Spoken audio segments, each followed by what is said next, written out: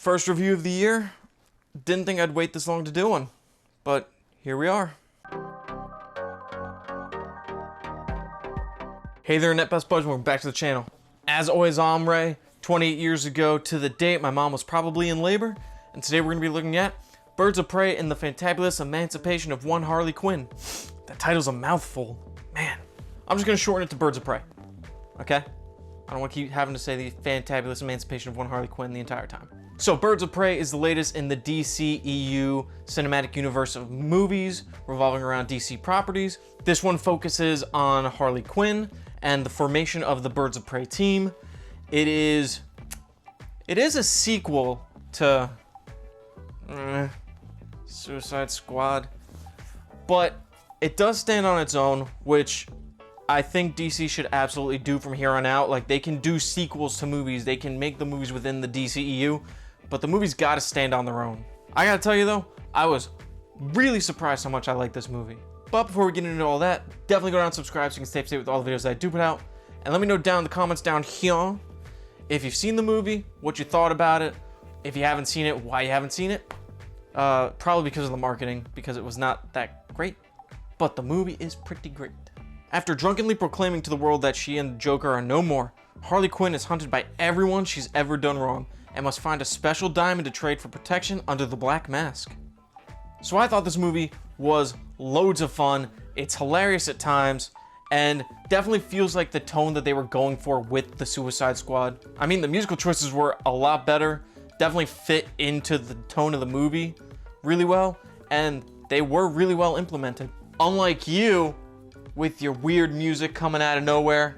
So the odd thing for me is that the movie is focused on Harley Quinn, but it also has the team, the Birds of Prey, forming because of her actions and in the background.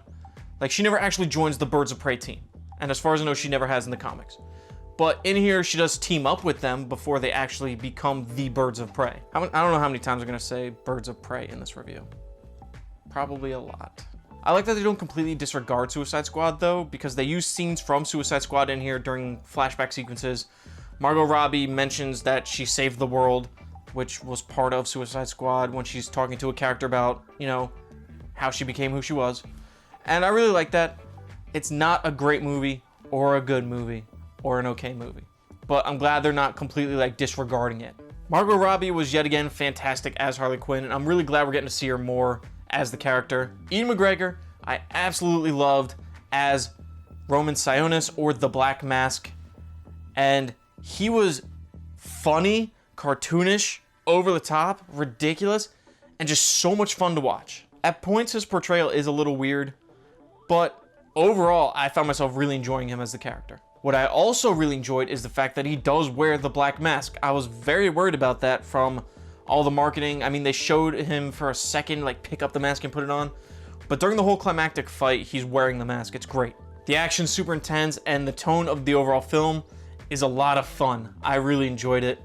There is... I thought someone was on.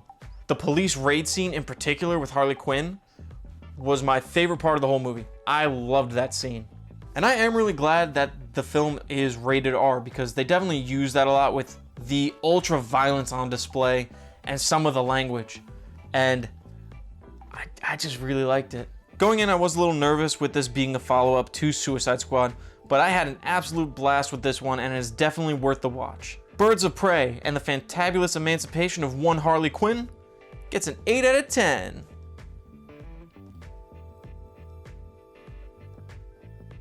So there is an end credit scene, or so I read online, but we didn't stay for it. From what I can tell, it's basically like a Ferris Bueller type scene.